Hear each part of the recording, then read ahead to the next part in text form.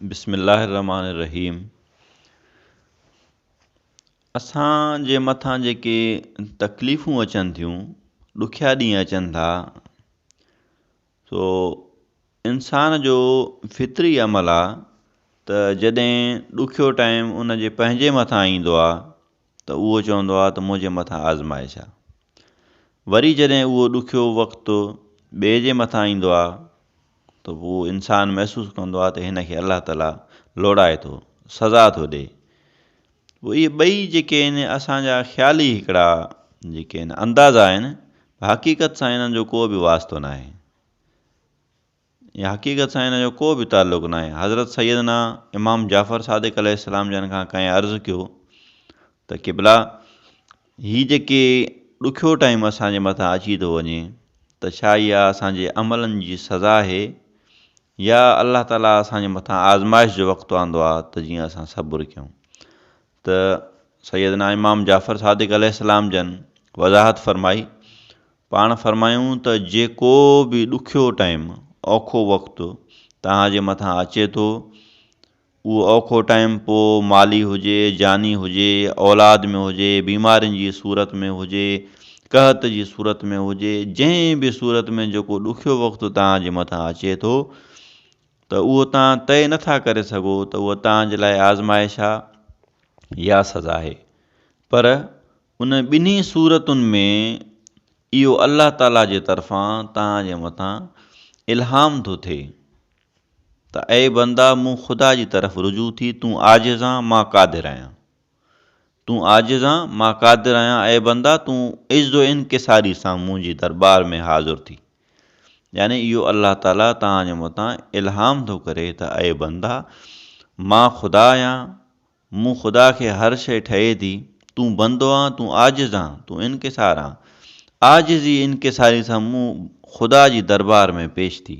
इहो तव्हांजे मथां अलाह ताला इल्हाम थो फरमाए, ऐं बंदा रुजू थी। पोइ जॾहिं बंदो अलाह ताला जी दरबार में आजिज़ी इनकिसारी सां रुजू थिए थो त पोइ अलाह ताला उन जे मथां उहो टाइम गुज़ारे थो छॾे, उहो महसूस बि नथो करे। पाण फरमाइनि था त जीअं मूसा अलैहिस्सलाम जे दौर में मुसीबतूं आयूं, अज़ाब आया अलाह ताला जे तरफ़ां, उहो साॻियो अज़ाब साॻी धरतीअ ते हुयो, उहो अज़ाब साॻी धरतीअ ते हुयो। उन साॻी धरतीअ ते ॿ क़ौमूं आबाद हुयूं, हिकु इब्रानी हुयूं, ॿियो फिरौनी हुयूं। लेकिन इब्रानियुनि जे मथां उहो वक़्तु ईअं गुज़री वियो जो ख़ामोशीअ सां, वरी जेके फिरौनी हुया उन्हनि जे मथां वरी तकलीफ़ सां गुज़रियो, उन्हनि जूं औलादूं नंढड़ा मासूम हलिया विया। उनखां पोइ उन्हनि जे खाद ख़ुराक में उहे सभु मुसीबतूं ज़ाहिर थियूं। बहरहाल इहो वॾो तफ़सील आहे। सो हज़रत इमाम सैयदना इमाम जाफ़र सादिक़ अलैहिस्सलाम हिन खे वॾी वज़ाहत सां फरमायो। पाण फरमायूं त आज जी इनकिसारी सां ख़ुदा जी दरबार में हाज़िर थियो, अलाह ताला उहो वक़्तु गुज़ारे वेंदो, तव्हांखे उहो महसूसु न थींदो। जंहिंजे मथां आज़माइश हूंदी उन जे मथां ॾुखियाई सां गुज़री वेंदो। हर ॿिन्ही सूरतुनि में अलाह ताला जेको आहे सो तव्हां ॾे इल्हाम थो करे, नियापो थो करे रूह जे वसीले सां, ऐं बंदा मूं ख़ुदा जी दरबार में आज जी इनकिसारी सां हाज़ुर थी।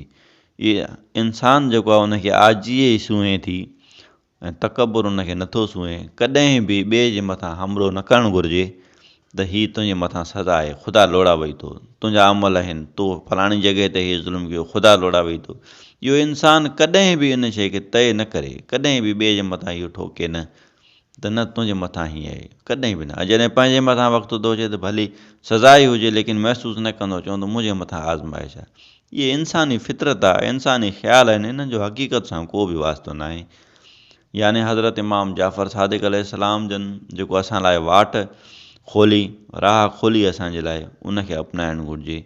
हीउ जेको ॾुखियो वक़्तु असांजे मथां आयो आहे, पूरी दुनिया जे मथां आयो आहे, बसि हज़रत इमाम जाफ़र सादिक़ अलैहिस्सलाम जन असांखे हिन जे बारे में फरमाइनि था त ख़ुदा जी बारगाह में आजी नियाज़ी सां पेश थियो, माफ़ियूं घुरो, अलाह ताला तव्हांजूं मुश्किलातूं दूरि फ़रमाए, तव्हांजे लाइ आसानी फ़रमाए, तव्हां असां सभिनी जे लाइ आसानी फ़रमाए।